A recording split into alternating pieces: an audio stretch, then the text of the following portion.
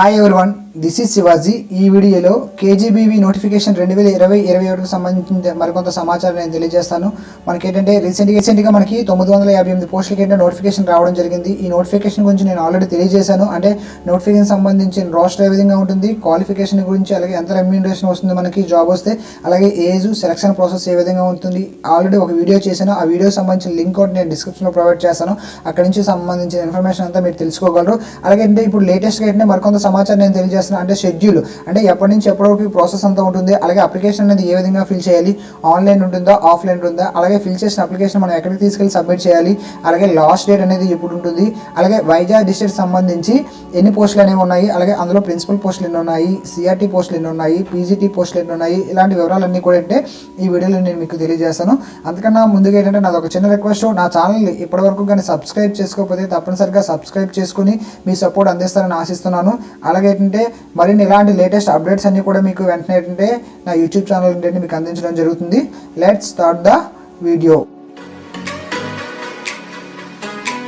First of all ఏంటంటే మనం schedule గురించి చూద్దాం. షెడ్యూల్ గురించి ఏంటంటే ఫస్ట్ ఆఫ్ ఆల్గా మనం చూసుకున్నట్లయితే మనకి స్టేట్ లెవెల్ ఏంటంటే సెకండ్ ఏంటంటే మనకి ఏంటంటే నోటిఫికేషన్ రిలీజ్ కావడం జరిగింది. అలాగే డిస్ట్రిక్ట్ లెవెల్లో కూడా ఏంటంటే మనకి ఏంటంటే నోటిఫికేషన్ ఏంటంటే సెకండ్ ఇవ్వడం జరిగింది. అలాగే సబ్మిషన్ ఆఫ్ అప్లికేషన్ చూసుకున్నట్లయితే మనకి 4th నుంచి ఏంటంటే 8th వరకు డిసెంబర్ మంత్, అంటే మాక్సిమం 4 days టైం ఉంటుంది. 4 days టైంలో మనం ఏంటంటే అప్లై చేసుకోవాలి. అలాగే ఏంటంటే మనకి మనం చేసిన అప్లికేషన్ ఏంటంటే స్క్రూటినీ కూడా జరుగుతుంది. ఎప్పటి నుంచి 9-10 తారీఖులు అయితే మనకు స్క్రూటినీ చేస్తారు. అలాగే ఏంటంటే ప్రొవిజనల్ మెరిట్ లిస్ట్ ఏంటంటే మనకి ప్రొవైడ్ చేస్తారు. ఎప్పుడంటే 11వ తారీఖు డిస్ప్లే చేయడం జరుగుతుంది. అలాగే ఏమైనా అపీల్స్ ఉన్నట్లయితే మనం ఏంటంటే 11 నుంచి 14వ తారీఖు మనకు అపీల్స్ అనేవి మనం పెట్టుకోవచ్చు. అలాగే అంటే display of final merit list ఏంటంటే మనకు 16వ తారీఖుని డిస్ప్లే చేయడం జరుగుతుంది. నెక్స్ట్ అంటే కౌన్సిలింగ్ అపాయింట్మెంట్ ఆర్డర్ అంటే మనకి 18వ తారీఖున ఏంటంటే ఇవ్వడం జరుగుతుంది. ఇది మనకి వచ్చిన షెడ్యూల్. 18వ తారీఖు మొత్తం కంప్లీట్ అయిపోతుంది కాబట్టి అఫీషియల్గా మనకు ఏ విధంగా ఫిల్ చేయాలో చూద్దాం. అప్లికేషన్ అనేది ఏంటంటే ఆన్లైన్లో అప్లికేషన్ అనేది ఉండదు, ఆఫ్లైన్లో మాత్రమే ఉంటుంది. ఆఫ్లైన్లో మనం అప్లికేషన్ ఫిల్ చేసి మనం ఏంటంటే మన డిస్ట్రిక్ట్లో ఉన్న సమగ్ర శిక్ష ఆఫీస్కి ఏంటంటే అప్లికేషన్ అనేది సబ్మిట్ చేయాల్సి ఉంటుంది. బై హ్యాండ్ ఏంటంటే సబ్మిట్ చేస్తే బెటర్. అయితే అప్లికేషన్ ఏ విధంగా ఫిల్ చేయాలో ఇప్పుడు నేను తెలియజేస్తాను. ఫస్ట్ అంటే పోస్ట్ అప్లికెంట్ ఫర్, అంటే మనం ఏ పోస్ట్కి అప్లై చేస్తున్నామో, ప్రిన్సిపల్ పోస్ట్కి అప్లై చేస్తున్నామా, సిఆర్టీకి అప్లై చేస్తున్నామా, పీఈటీకా పీజీటీకా అప్లై చేస్తున్నాం ఇక్కడ మెన్షన్ చేస్తాం. అలాగే సబ్జెక్టు సిఆర్టీ అయితే తెలుగా, ఇంగ్లీషా, మ్యాథ్సా, సైన్సా, ఆ విధంగా అయితే ఇక్కడ మనం సబ్జెక్ట్ అయితే మెన్షన్ చేయాలి. అలాగే అంటే సర్నేమ్ యాజ్ పర్ ఎస్ఎస్సీలో ఏ విధంగా అయితే ఉందో సర్నేము, అదే విధంగా సర్నేమ్ ఇక్కడ మెన్షన్ చేయాలి.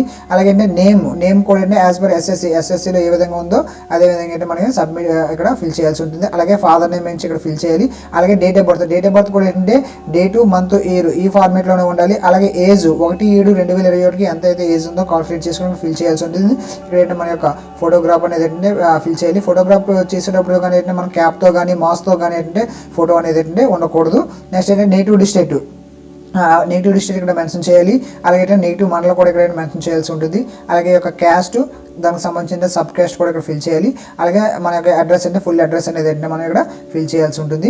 నెక్స్ట్ వచ్చేసరికి 8.8 మనకి mobile number, alternative mobile number ఇవ్వాలి. మనకి సెలక్షన్ ప్రాసెస్లో అవసరం అవుతాయి. అలాగే ఈమెయిల్ ఐడి ఉంటే తప్పనిసరిగా ఈమెయిల్ ఐడి కూడా ఏంటంటే మనకి ఫిల్ చేయాల్సి ఉంటుంది అనమాట. అలాగే ఏంటంటే అప్లికెంట్ ఏంటంటే పిహెచ్సి క్యాండిడేట్ అయితే ఎస్ అయితే ఎస్, నో అయితే నో అని ఫిల్ చేస్తారు. మేబీ ఇక్కడ ఎస్ అయితే టైప్ ఆఫ్ డిజబిలిటీ ఇక్కడ మెన్షన్ చేయాల్సి ఉంటుంది. అలాగే డిజబిలిటీ యొక్క పర్సెంటేజ్ కూడా ఇక్కడ మనకి ఫిల్ చేయాల్సి ఉంటుంది. నెక్స్ట్ వచ్చేసరికి క్వాలిఫికేషన్లో మనం చూసుకున్నట్లయితే సబ్జెక్టు, టైటిల్, డిగ్రీ, అలాగే మంత్, ఇయర్, ఎప్పుడు పాస్ అయ్యాము, name of the institution, name of the board, university, medium, maximum marks scored, అలాగే పర్సెంటేజ్ మార్క్స్ మనం ఫిల్ చేయాల్సి ఉంటుంది. ఫస్ట్ ఆఫ్ ఆల్ ఏంటంటే మనం ఇక్కడ ఎస్ఎస్సి ఉంటుంది. ఎస్ఎస్సికి ఏంటి ఇక్కడ ఏ ఇయర్లో పాస్ అయ్యాము, ఇన్స్టిట్యూట్ పేరు, అలాగే యూనివర్సిటీ, నెక్స్ట్ ఏంటంటే మీడియము, నెక్స్ట్ అలాగే మ్యాక్సిమం మార్క్స్, ఎన్ని మార్క్స్ స్కోర్ చేసాం, పర్సెంట్, ఈ విధంగా ఫిల్ చేయాలి. అలాగే ఇంటర్మీడియట్ కూడా సేమ్ అదే విధంగా ఫిల్ చేయాల్సి ఉంటుంది. అలాగే ఇంటర్మీడియట్లో ఏ గ్రూప్ అయితే గ్రూప్ అనేది ఇక్కడ మెన్షన్ చేస్తాము ఇక్కడ. అలాగే గ్రాడ్యుయేషన్లో మనం బీకామా, బీఎస్సీ ఏదైతే ఆ గ్రూప్ అనేది ఇక్కడ మెన్షన్ చేయాల్సి ఉంటుంది.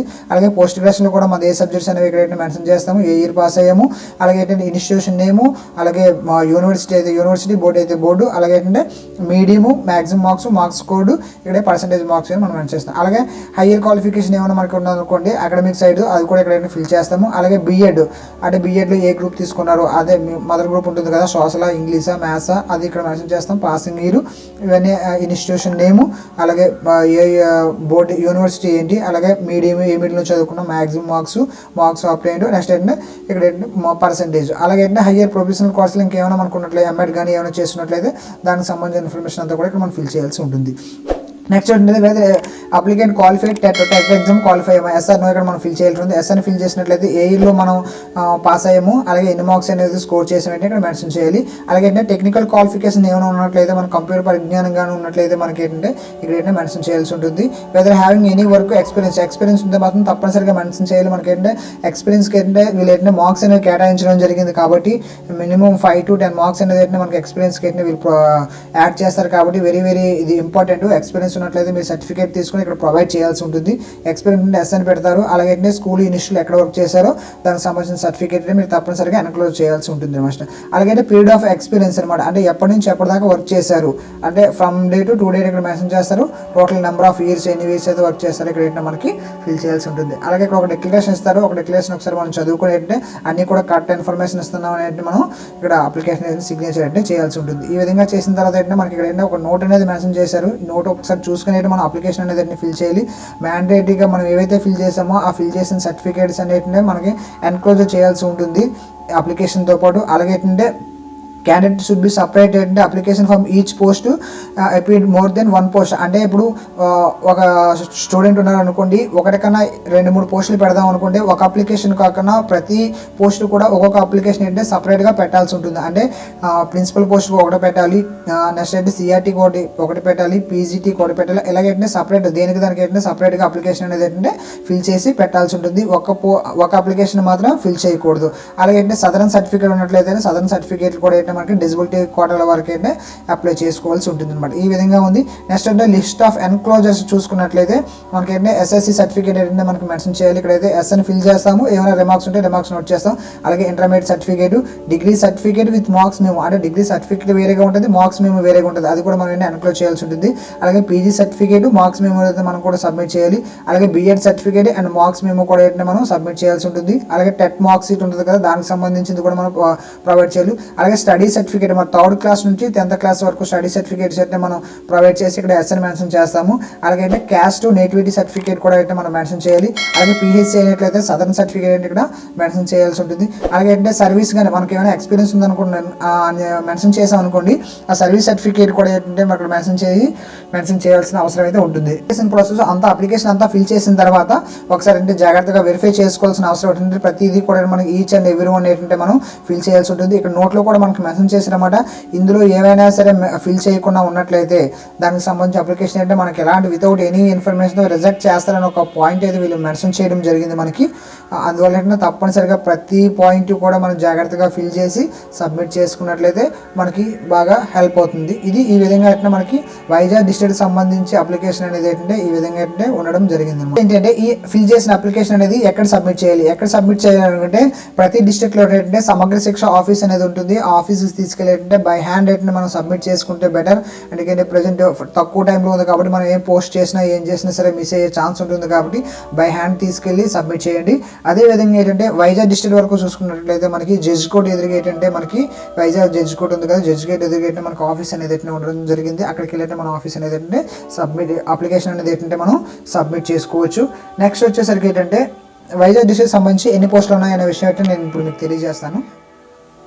వైజాగ్ డిస్ట్రిక్ట్ సంబంధించినంత వరకు ఏంటంటే నేను ఇప్పుడు ఎన్ని పోస్టులు ప్రిన్సిపల్ పోస్టులు ఎన్ని ఉన్నాయి, సిఆర్టీ పోస్టులు ఎన్ని ఉన్నాయి, పీజీటీ పోస్టులు ఎన్ని ఉన్నాయి ఇప్పుడు నేను తెలియజేస్తాను. ఇది చూసుకున్నట్లయితే మనకి గౌరవ డిఓ మేడం గారు ఏంటంటే మనకి ప్రెస్ నోట్ ఏంటంటే రిలీజ్ చేయడం జరిగింది. దానికి సంబంధించిన ఇన్ఫర్మేషన్ ఇప్పుడు మీకు చూపిస్తున్నాను నేను. కస్తూర్బా ఏంటంటే మనకి 166 పోస్టులు భర్తీకి ఏంటంటే చర్యలు తీసుకుంటున్నారు. అదేంటంటే మన కస్తూర్బా గాంధీ బాలికా విద్యాలయంలో ఖాళీ పోస్టులను ఎట్టకేకలకు భర్తీ చేయబోతున్నారు. గత 2 సంవత్సరాలుగా కేజీబీవీలో సిఆర్టీ నుంచి ప్రిన్సిపల్స్ వరకు 166 పోస్టులు ఖాళీలు ఉండిపోయాయి. మనకి 166 పోస్టులు భర్తీ చేయడం జరుగుతుంది. గతంలో మాదిరిగానే ఏంటంటే ఒప్పంద పద్ధతులను పోస్టులు భర్తీ చేయడానికి గురువారం ఎస్ఎస్ఏలో ఏపీసీ చంద్రకళ మేడం గారి ప్రకటన అంటే మనకి జారీ చేయడం జరిగింది. జిల్లాలో మనకు చూసుకున్నట్లయితే 34 కేజీబీవీస్ ఉన్నాయి. అందులో ఏంటంటే 14 ప్రిన్సిపల్ పోస్టులు, 40 ఏంటంటే సిఆర్టీ పోస్టులు, 112 పీజీటీ పోస్టులు ఏంటంటే మనకి భర్తీ చేయనున్నారు.